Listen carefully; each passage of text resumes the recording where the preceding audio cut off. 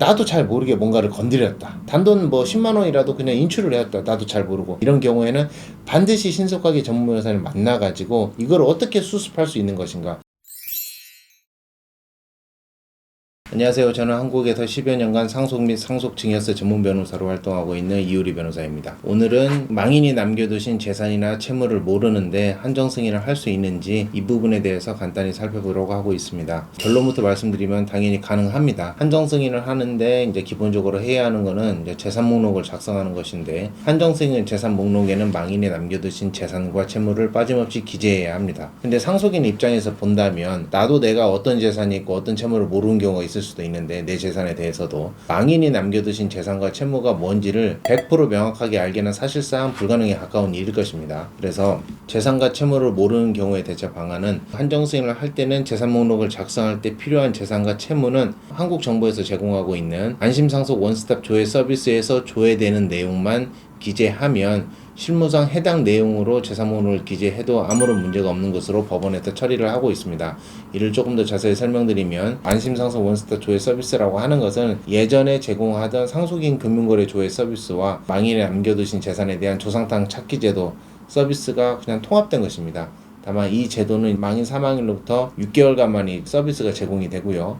만약에 6개월이 지난 경우라면은 주민센터나 시청, 구청에서 안심상속 원스톱 조회 서비스를 이용하실 수는 없고요. 자, 그렇다면 개별적으로 제공되는 상속인 금융거래 조회 서비스를 은행에 가서 신청을 하셔야 하고, 망인이 남겨두신 부동산이나 자동차 등은 구청에서 제공하는 이제 재산조회 서비스를 이용을 하셔야 합니다. 근데 이제 한정 승인은 보통 3개월 내에 하는 거기 때문에, 사망일로부터 안심상속 원스톱 조회 서비스는 6개월간 제공되기 때문에 보통 안심상속 원스톱 조회 서비스를 통해서 내가 알지 못하는 망인의 재산과 채무를 파악하게 됩니다.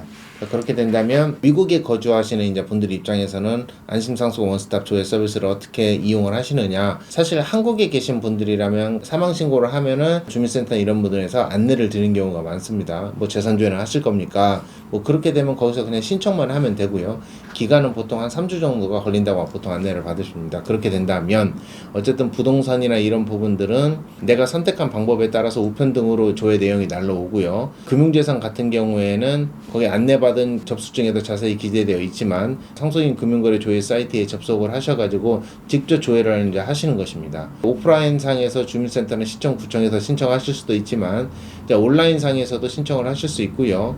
이때는 이제 공동인증서나 이제 공인인증서가 필요합니다. 그래서 내가 몰랐던 재산이나 채무를 미국 현지에서도 조회해 보실 수가 있습니다. 그러나 한국에서 인정해주는 뭐 인증서나 이런 게 없으신, 이민 가신 오래된 분들, 아예 미국에서 태어나셔가지고 가지고 있지 않으신 분들, 이런 분들은 사실 온라인 상에서 이걸 신청을 할 수가 없는 부분입니다. 뭐 언젠가는 개선이 되어야 할 부분이겠습니다만은 본인 인증을 하는 어떤 방법으로서 한계가 있기 때문에, 그럼 이런 분들은 뭐 그걸 어떻게 해야 하느냐, 그거 신청하기 위해서 뭐 무조건 한국에 가야 하느냐, 뭐 그런 건 아닙니다. 대리인에게 그 서비스를 신청을 해줄 수 있는 적정한 위임장과 기타 관련 서류를 작성해서 제공해 주신다면 한국에 있는 대리인이 신청도 가능합니다. 뭐 대리인은 변호사가 될 수도 있고요. 친척분들이나 이런 분이 해주실 수도 있겠죠. 친구분도 마찬가지입니다. 그래서 미국 시민권자나 미국에 거주하는 분들은 인증서가 없다면 적정한 대리인을 통해서 망인이 남겨두신 재산과 채무를 조회를 해보셔야 할 것입니다. 그렇다면 이제 조회를 했는데도 사실 이 내용만 가지고 그럼 망인이 남겨두신 재산이나 채무 전체를 내가 다 파악을 한 것이냐,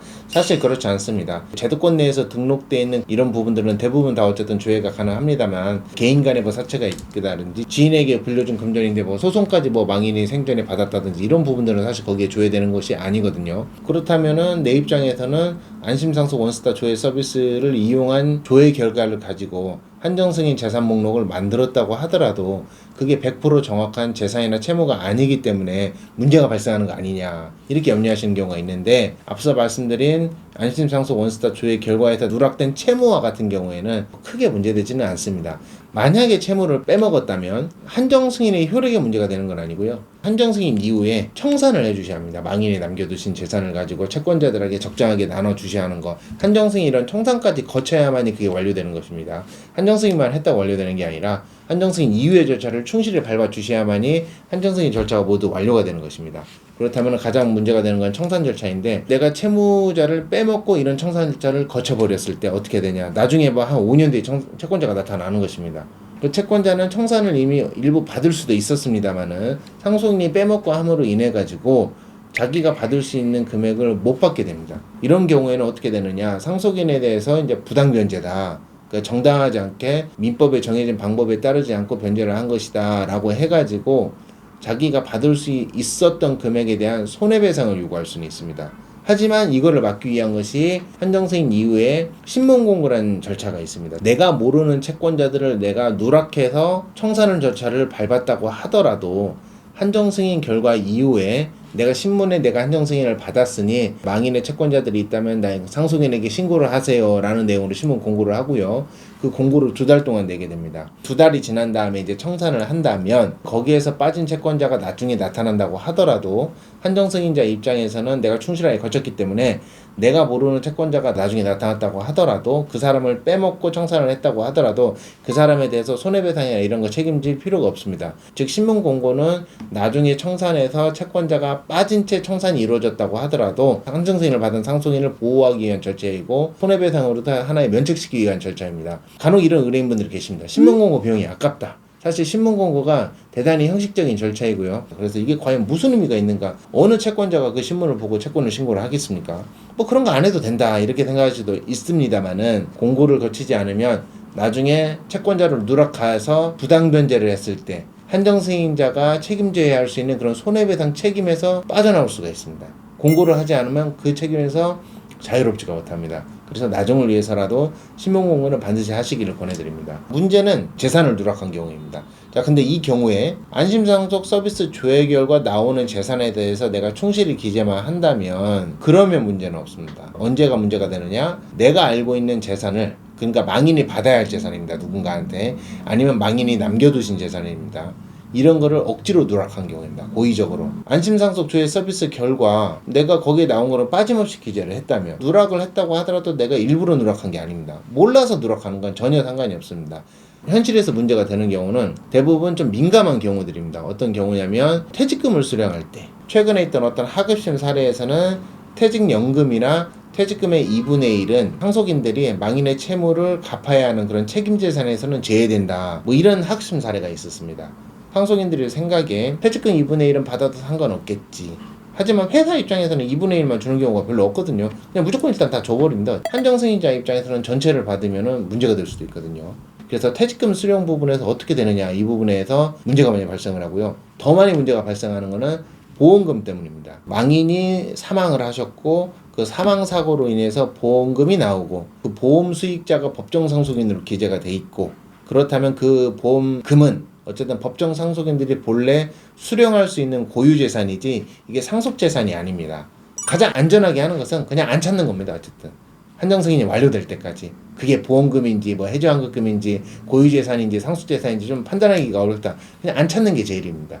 퇴직금도 그냥 청구하지 않는 게 제일입니다. 한정승인 이후에 청구하면 문제는 없습니다. 한정승인 이후에 청구해서 상속재산에 해당되는 거는 채권자들한테 변제를 해줘야 하는 재산으로 적극적으로 사용하면 되는 것이고 고유재산처럼 보이는 거는 그냥 어쨌든 내 개인의 재산으로서 어쨌든 청산에 사용하지 않아도 되는 재산이니까 이것만 잘 구분해서 청산을 해주시면 되는 겁니다. 잘 모르겠으면 한정승인 결정 난 이후에 보는 걸 다 신청하시면 되겠습니다. 진행하는 담당 변호사님하고 애매한 부분을 명확하게 구분해서 진행하시는 게 무엇보다 중요할 것입니다. 그래서 이런 한정승인이나 상속포기가 상대적으로 간단한 법률적인 절차다 뭐 이렇게 생각하실 수도 있겠습니다만은 상대적으로 간단한 절차라기보다는 너무도 중요한 의미가 있습니다. 특히 한정승인의 경우에는 재산 목록도 작성을 해야 하고 이 재산 목록 작성 때 고의적으로 재산을 누락하느냐 어디까지 뭐 재산 목록을 기재해야 하느냐 이게 상속 재산이냐 아니냐 개별 사정마다 복잡한 사정들이 워낙 많이 숨어있기 때문에 이런 부분들을 철저하게 법률적 조언에 근거해 가지고 재산 목록을 작성을 해야 합니다.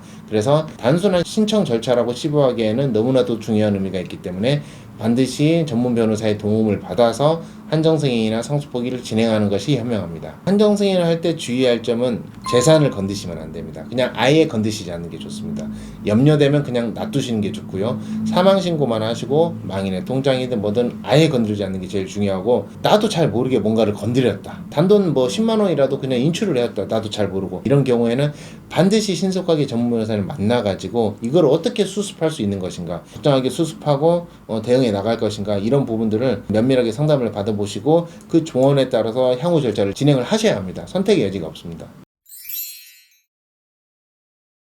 자, 오늘은 재산과 채무를 잘 모르는데 한정승인이 가능한지, 또 가능하다면 어떻게 진행을 해야 하는 건지에 대해서 자세히 살펴보았습니다. 본 영상에 대해서 궁금한 점이 있으시면 댓글에 질문을 남겨두시면 간단한 부분을 답변을 드리도록 하겠습니다. 좀 더 자세한 상담이 필요하시면 역시 댓글에 남아있는 링크를 통해 상담을 신청해 주시면 되겠습니다. 감사합니다.